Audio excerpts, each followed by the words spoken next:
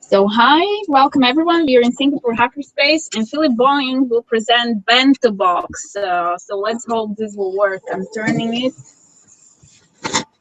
Philip. Cool. Yeah. From Bento. So I'm from Singapore. Chinese New Year. I thought I'd just show it simply here. So first of all, of course, trending China. Yeah, and I think we've been around for a while actually. So I thought I'd show you a little bit about what brought me personally to the project and what was my journey of going through kind of discovering DIY biology and those kind of topics, and then something about Bento Lab specifically. So for me, this actually started in 2012 when I was leading an iGEM team in London, and we discovered this hackerspace in London doing biology. We thought, great, we can recruit some extra competitors. Sorry, what's that again? Sorry. No problem. Let me just pause this. iGEM is the International Genetically Engineered Machine Competition. So it's essentially an annual student competition, mostly student competition of undergraduates who, for about 3-4 months during the summer, create a prototype of a genetic organism. And it's one of those big forums for a specific idea around synthetic biology, which has to do with path-based biology. So what they do is basically every team has to create some new small sequences of DNA that get submitted to those parts registries. It's like a catalog similar to an electronics catalog for DNA parts. And so that allows them to do much more in 3 months, kind of putting these parts together and prototyping something quickly, cheaply and quickly, relatively cheaply, than kind of traditional genetic engineering type stuff. So that's a very basic explanation of what iGEM is. But it's also started the whole DIY bio movement. Exactly. Well, at least the modern incarnation of DIY bio, which is, so like, of course, biohacking or citizen science bio have been going for a long time, but the recent, for the last 10 years or so, of people talking about DIY bio, they often refer to the idea of doing synthetic biology. But anyway,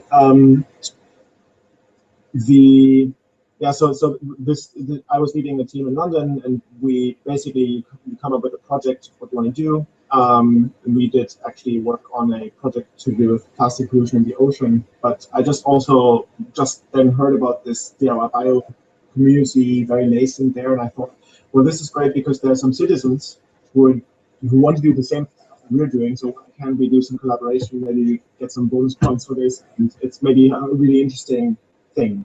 And so we went there actually saying, hey, we have this project, you want to do half of it, we can give you reagents and stuff. Well, how about it? Because we thought we could get more stuff done, but actually, of course, it turned out that they were super new. They didn't have any equipment. They didn't really know what they were doing. They just knew they wanted to do something.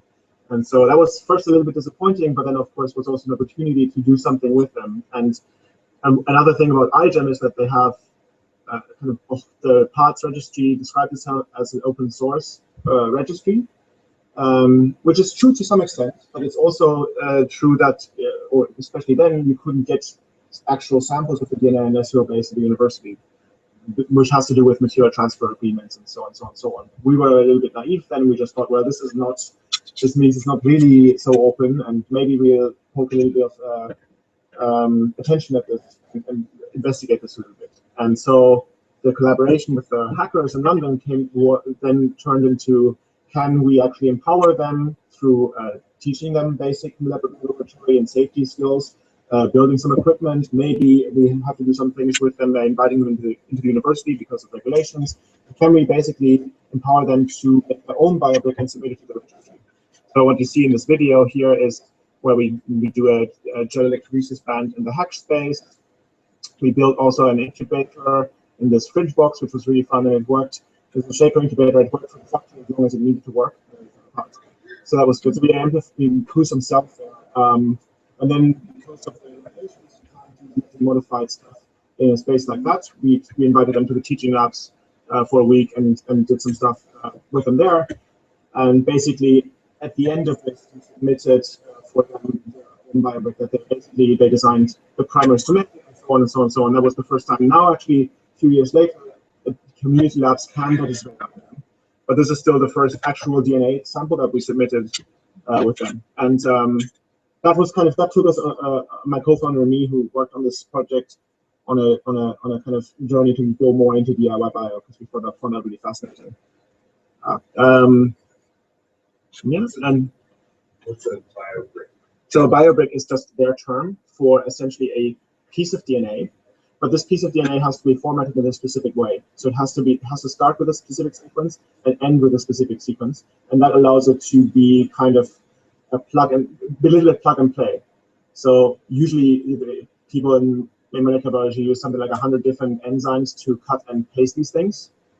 So they made the decision to reduce that to 4, which some people find a bit annoying because that means some things aren't possible. But of course, it also means that you really simplify it, which is why when they started almost 15 years ago at MIT, most professors thought this was kind of a joke, because how can you really let undergrads into the lab and expect anything to come out of that in 2 months? But it turns out, and these projects are not perfect, it's more of an educational thing.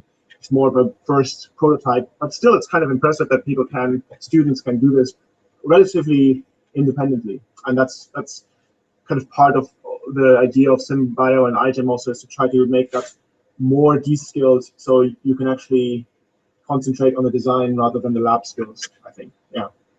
This was a project I was involved in last year in Tokyo with an arts group called BCL. So this is a biomedia arts group, and we built this traditional yakai cart. So it was in front of an institute in Tokyo, and people walked by for language classes, French language classes. So it looked like kind of a food cart. People came up and said, "Ah, do you have coffee? Can I get a coffee, please?" And I had to say, "No, we don't have coffee," in my Japanese. But you can do this experiment today. So it was like we did a different experiment for a month every day, and people could participate. And it was kind of a way of trying to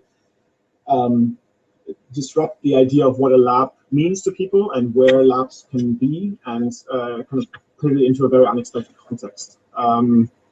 And right now, the space we work out of in London, we also tried to, we kind of were a bit bored, so we decided to call our studio BioFutures Lab, and do kind of weekly hands-on 2-hour evenings with protocells and microfluidics and things like that, and kind of do it in a way where we brand it a little bit like almost going to the theater, so that it's something where, again, we try to make it super casual and super approachable, because we think that it's really useful for different kinds of public groups to be able to engage with this, even if they're not scientists.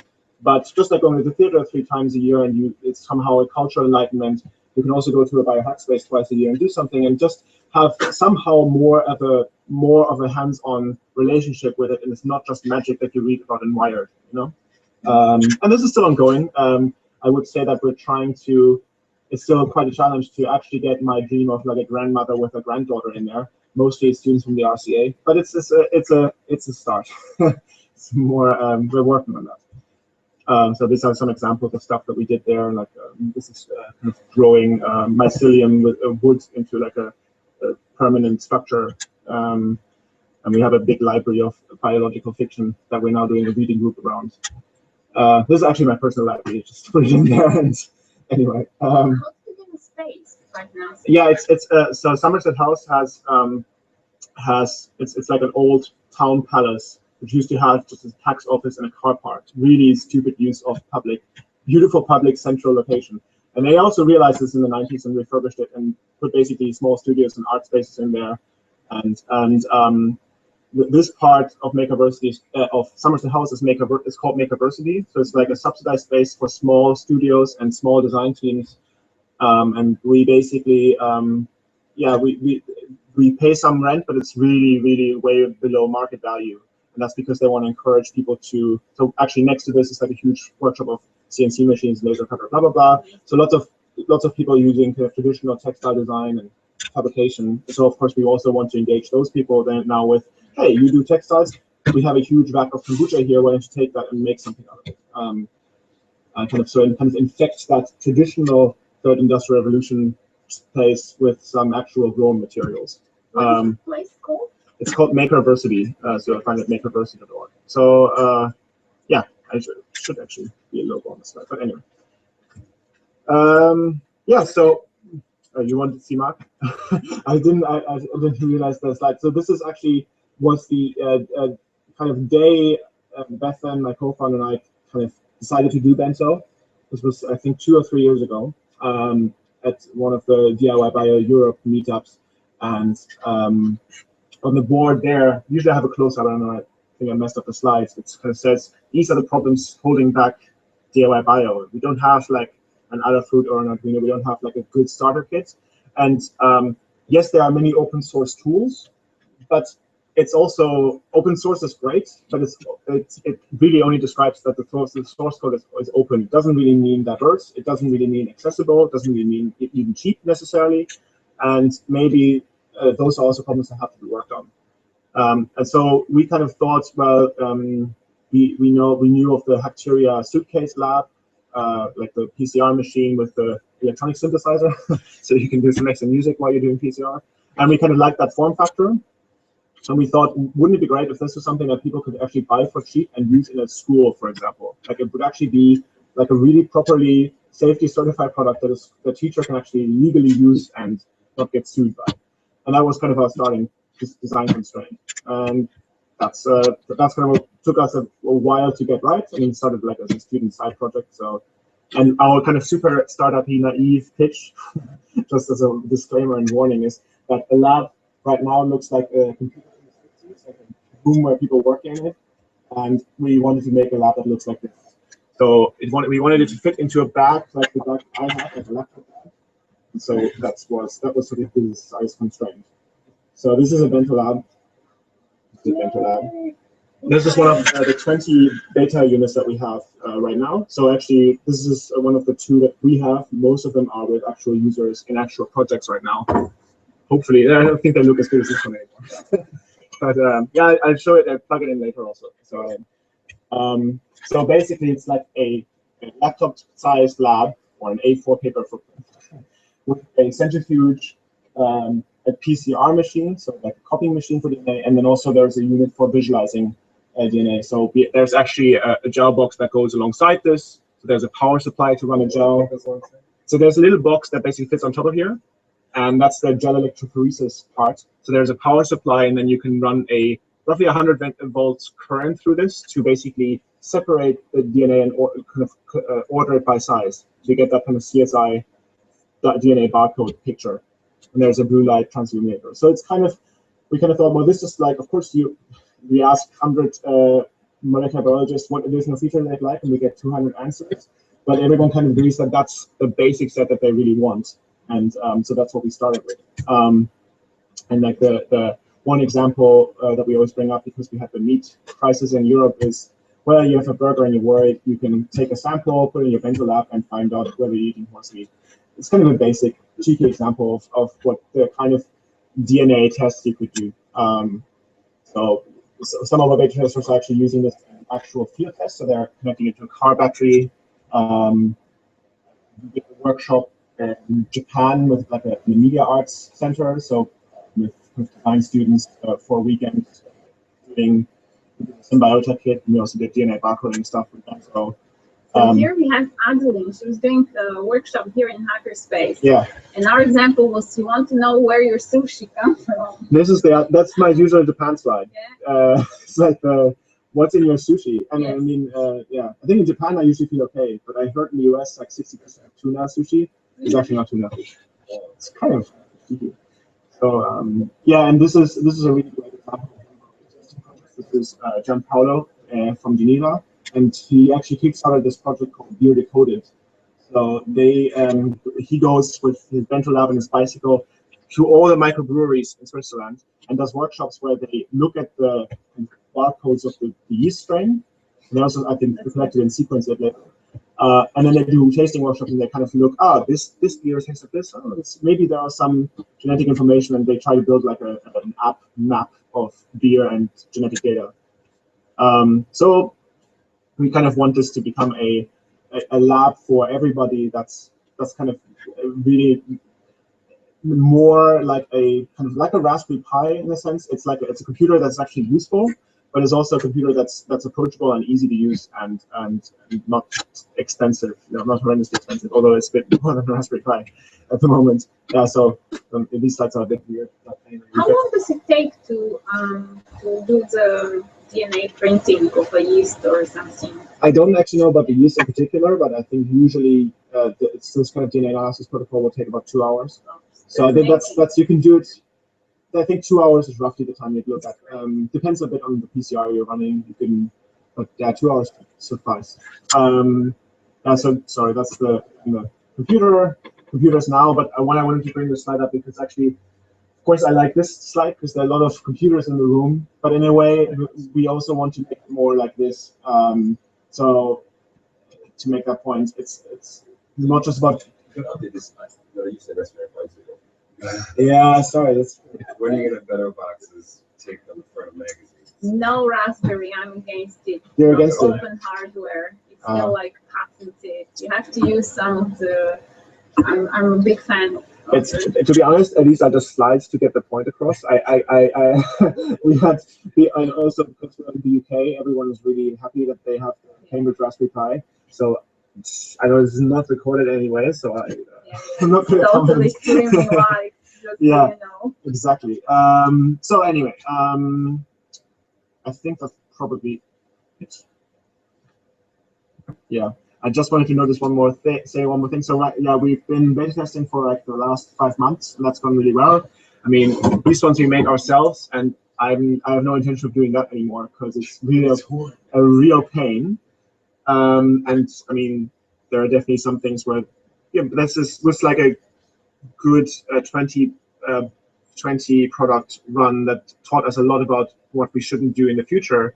So in the last 3 months or so, we've worked a lot with an engineering firm together to basically do a production run based on the feedback that looks like this, but is internally manufacturable and actually complies with all the safety standards, or at least the European and United States safety standards of this kind of equipment.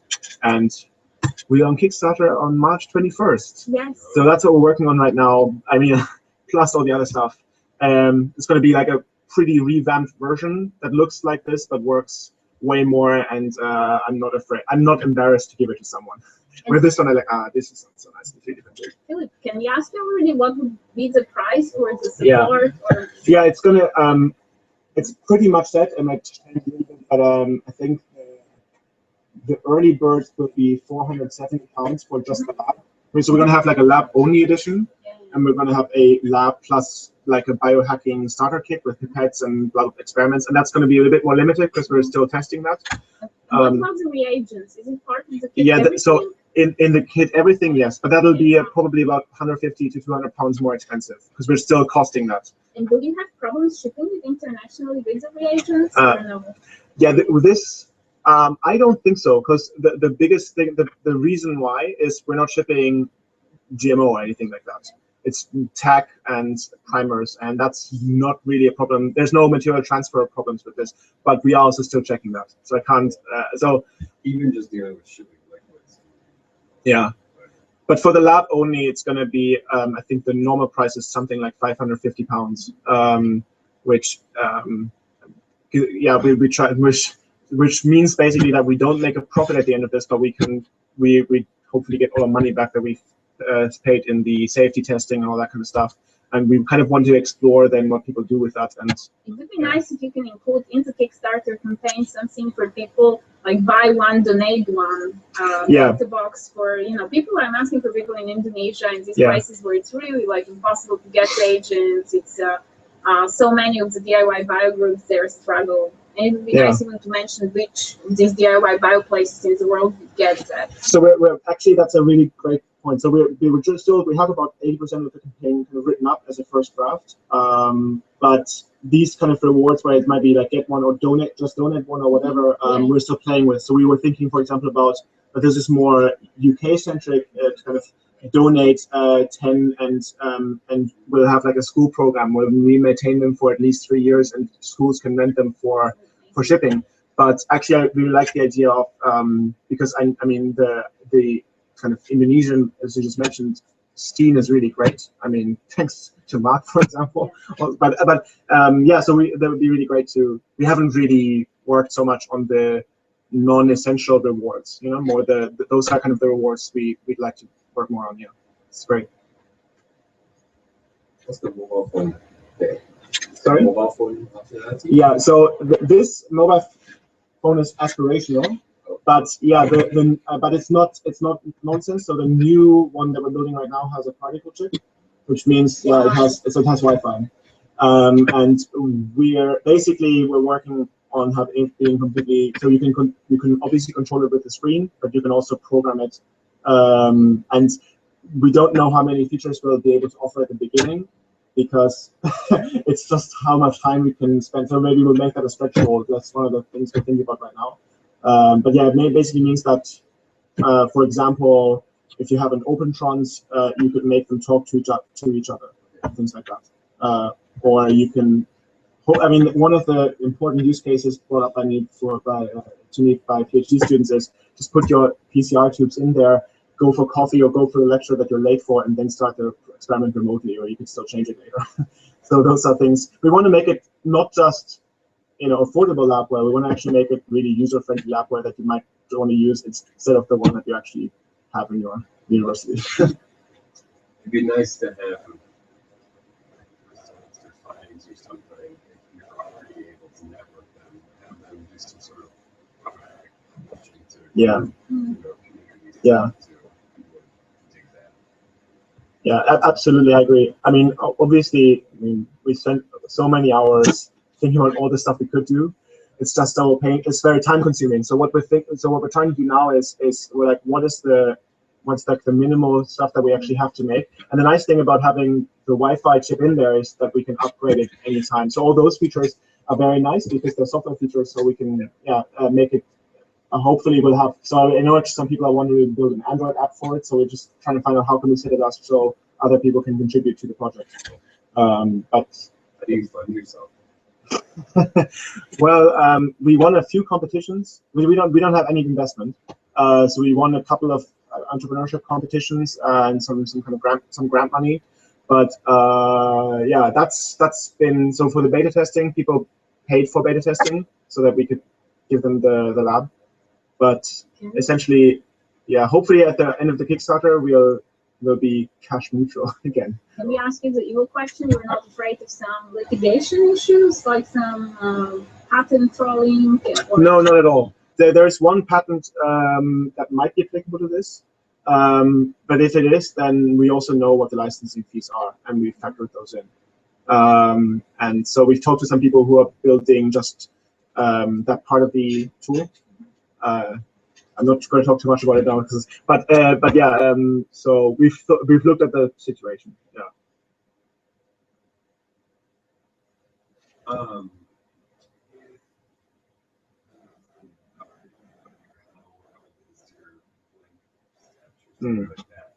Are you saying that this would be the easiest thing you mentioned, or is there something more simple that you can just do right away? Yeah, I think no, I do think that kind of the DNA barcode is like, it's a little bit difficult because of course everyone in the scene uses the kind of computer metaphor, but I think it's way too early to really use that. Yeah. I mean, it's fine in some context because people get like the idea of miniaturization, but in a way it's more like an Altair than an Apple or even something like a Raspberry Pi or open hardware equivalent. I think the DNA barcoding will be the kind of standard kind of protocol that you can do. Especially we look a lot obviously at SynBio and GMO, but there's so much regulation around this, and some of it for the right reason. So the nice thing about DNA barcoding is that you can do it pretty much in any regulation because it's still before you do genetic modification. If you are in a context like a biohacker space, and increasingly these communities have licenses to work with genetically modified organisms, for example, or in the context of a school or university, there's a lot more you can do because you could easily get also an incubator and then you can do a lot more. But in the kind of citizen science home context, just starting out, we are going to focus it a bit more on analysis before we move further. And to understand it correctly with the barcoding, you will have to know in advance whether it's a meat or how much you have to and all these things that you will put in the box. Do you have to know how much of that you need? You have to know which market you're looking for. There are, I guess, some things. Yeah, but in general, that's what you have to know. But in you can the future, I could potentially order from you a set of primers. Yeah. If I want to do something. So we want to obviously for the starter kit, and that's actually something we'll kind of decide with the backers together. So we have some ideas, but we'll let people also vote. Oh, can you? Because there's a plate, so we can say, hey, we have 20 more primers. Let's vote on some, blah blah blah. But yeah, we would try to offer kind of educational or citizen science kits around this, because the reagent infrastructure is, I think, actually more important. But you got to start somewhere. And in a way, this is kind of, for me, this is kind of the Trojan horse to get it started and be able to kind of work on those things. Honestly, sometimes I think basically what we need to develop further is like some smuggling networks for reagents, because it will not happen in any official way. And right now we just had the Zika meeting. You know, this would be such a perfect tool for some place, and you know, people figure out how to smuggle these, and they can do already the test, because so much people actually cannot do the diagnostics in many places. I think definitely one of the models are peer-to-peer models of sharing reagents, or specifically, I guess, genetic data. So kind of like there's been talk about something like a distributed registry of parts, but it's, I mean, we're talking about, I think, extremely early stage here, but yeah, I agree. That's an interesting way to think about it. Sorry, we were interrupting. No, this was the end anyway, so this was the Q&A part. It's very interesting. It's a fantastic project, but and I really love the design. It's like a very friendly design, I have to say. Thank you. It's a bit like an apple. It's dangerous. It will be. Well, we wanted to make it. I mean, we actually, the first time we showed it was about 10 days after we thought of it, and we went to Maker Faire in Rome. We basically just had an empty box that we showed people, and we had some drawings in it, and that was just so we can actually get some feedback. So we wanted it. One of the design constraints was it had to be really approachable, not intimidating, and something that invites you to work with it rather than tells you, okay, if you don't have 2 PhDs, you should be not in this room. You did a good job.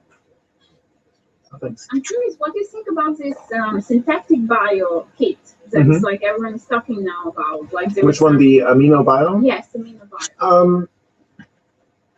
I mean, I think it's a very different kind of. And what's interesting, I think, is people. I've seen some comparisons or some kind of. Oh, have you seen this kind of like a Bento up for this thing, or the other way around?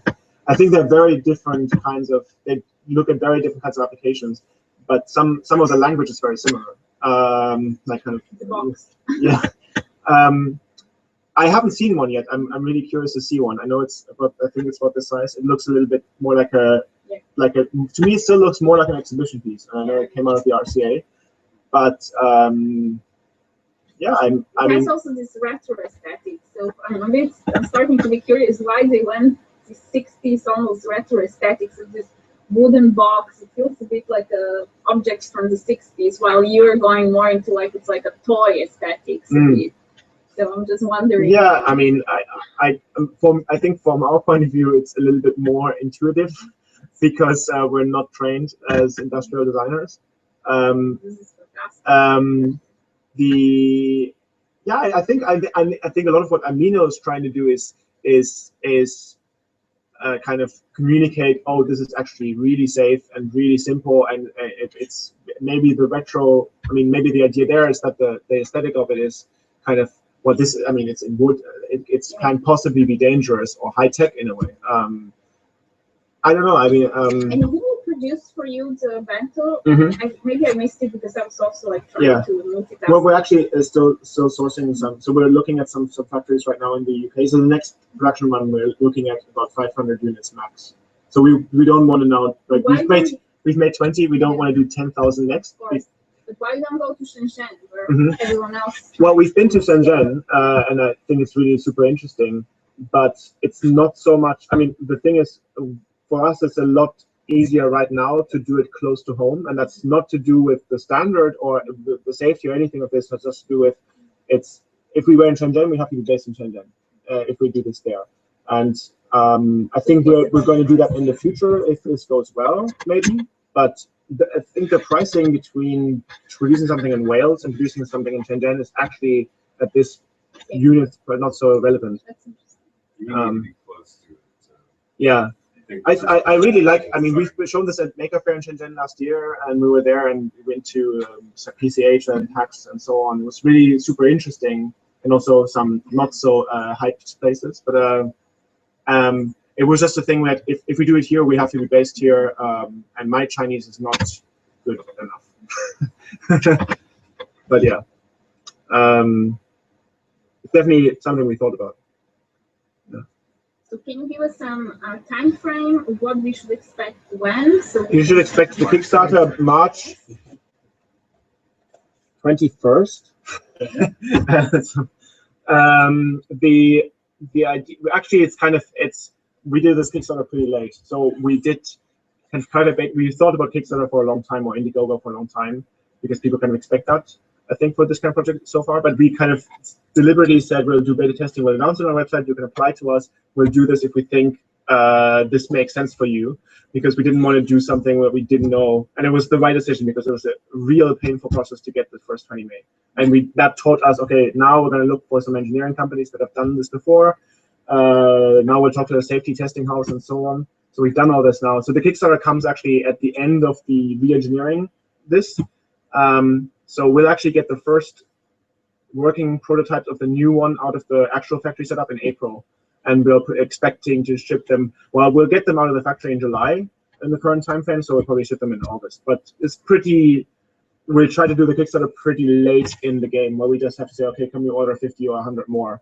And we're already kind of talking to institutions and universities, because we think this is a great tool for undergraduate teaching, for example, right now. So we're not going to depend entirely on the Kickstarter for our orders. It seems like your main public will be this DIY biospaces, like crazy citizen scientists, and I'm actually curious more about your general feeling about the relation between these alternative spaces and universities. Mm-hmm. You're also university-based, but you're trying and reaching out to these communities. So how do you see that relationship? For me, it's pretty much like a divided world. I never had a feeling it can really cooperate, or I haven't seen that many cases where it goes together. It's more like individuals that connect these spaces.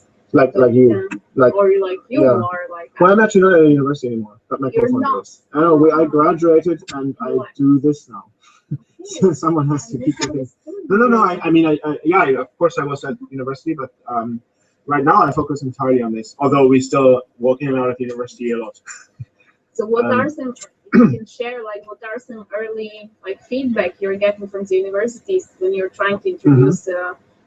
Because I also asked many times people that are involved in all kinds of open hardware projects. Your natural client should be some school kids or something, and the usual answer is, oh, we tried, but it didn't really work, because all these schools, usually the budget is decided 10 years in advance, and they actually don't have an interest to innovate education as they just have the rhetoric, but it's a very difficult market to get into. We actually went to a big teacher conference, not conference, but like exhibition, where all the big suppliers of teaching stuff went, and it was quite interesting. And I'm really not sure yet whether they don't have any budgets, or they're just telling everyone that they don't have any budgets, because obviously they also do buy like 20 MakerBots suddenly even in a public school. So it's kind of which would be great. I'm not saying that.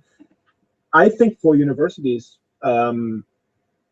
it's really early. I mean, we're kind of doing one-on-one sales or pre-sales with people right now, but it's super early stages. I think in the beginning it's going to be very important for us, because think as much as I want DIY bio and citizen science and so on to flourish, it's still super nascent, and we can't really.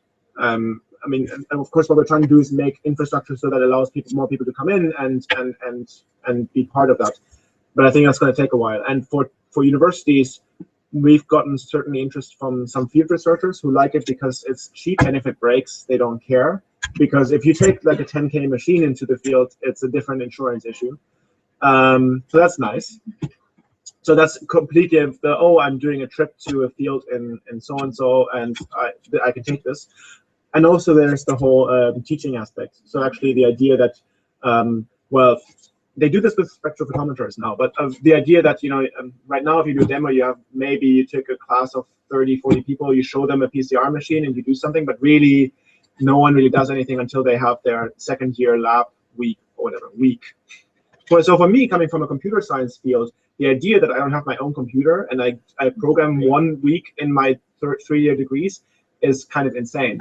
And so what we like about this, and a lot of lecturers have said, oh, this is great, because now I can teach genetics 101 by having one bench lab for 2 students. Everyone does the thing, and it completely fits into our budget because it's not horrendously overpriced. So I think that's gonna be an important thing for us in the beginning.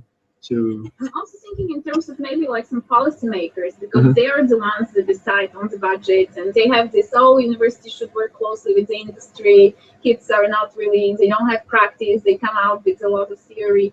So I don't know whether there is some way of influencing these people to decide on what gets funded in terms of education.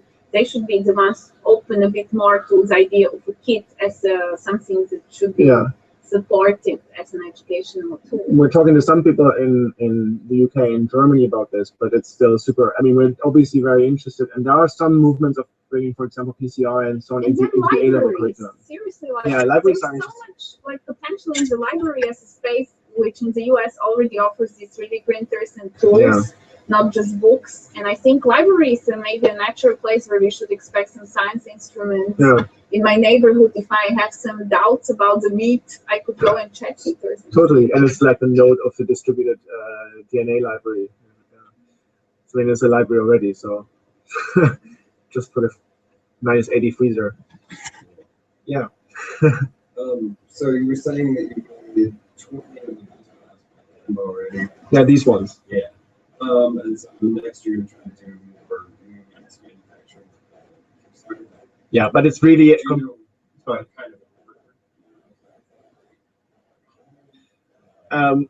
We need about 200 to go for the price that we're targeting, so that at which we don't lose too much money or no money.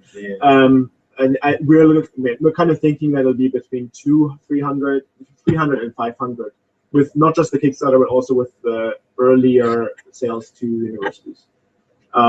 So the reason is, I mean, obviously we want to make more and choose in the future, but we also don't, it's still early stages, so we'd rather make 500, learn a lot of what people are doing with this, and make a super improved version sooner. Actually, what will be the support for people owning the box? You know, what do you plan in terms of some social media activity, or will it be a wiki, or how? Yeah, for sure, we're thinking about ways in which there is a community around this. So right now we have like a forum for the beta testers, but this is super early stages. Of course, we want something where, you know, because it's anyway it has Wi-Fi, there you can obviously program all your PCR protocol here, but you can also do that online and put it onto your box, and then you can also share your protocols. So we want obviously to have somewhere disconnected to an online lab book that's like, you know, like an open GitHub for citizen biology or whatever metaphor you want to use. But we have to start somewhere. Yeah, it's. I think these are going to be. I really hope that we raise enough funds to be able to hire 1 or 2 software developers, because I think that those tools will be really great to build. And if not, well, certainly there would be some wiki or something.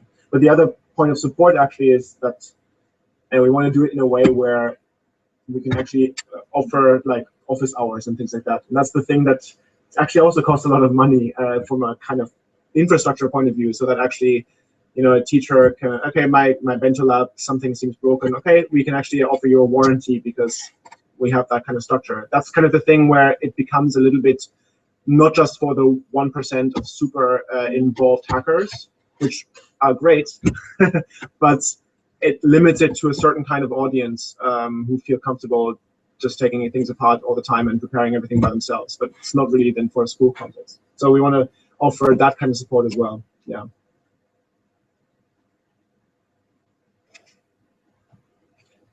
One more question, please.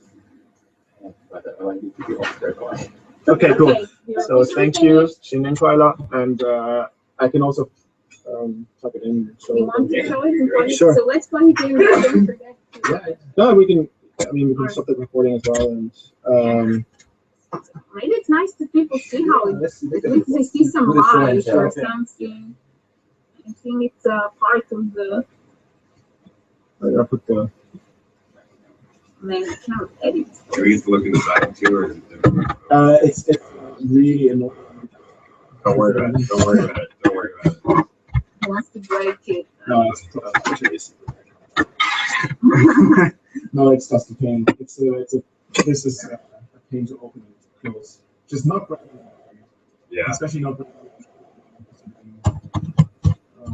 I worked with full silicone around electronics, and then to open them or debug them, we have to cut the silicone out.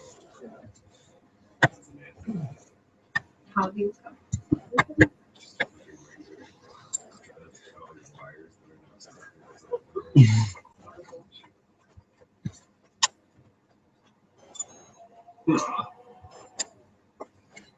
It's also a music instrument. No, I don't. Something is actually.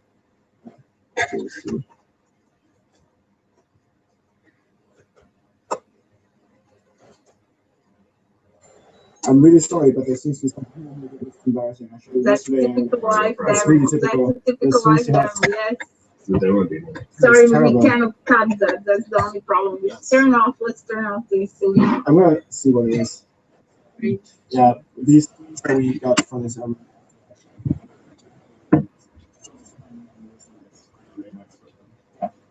Yeah, sure.